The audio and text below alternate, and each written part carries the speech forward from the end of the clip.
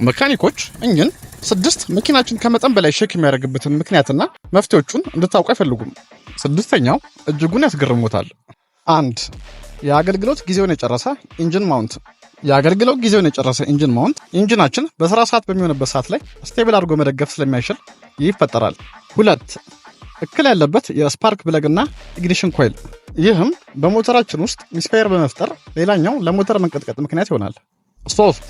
በቆሻሻ የተደፈነ የፊውል ኢንጀክተር። ይህም በተሳለጠ ሁኔታ ነዳጅ ወደ ሞተራችን እንዳይረጭ በመገደብ ሌላኛው ለሞተራችን መንቀጥቀጥ ምክንያት አንዱ መንስኤ ይሆናል።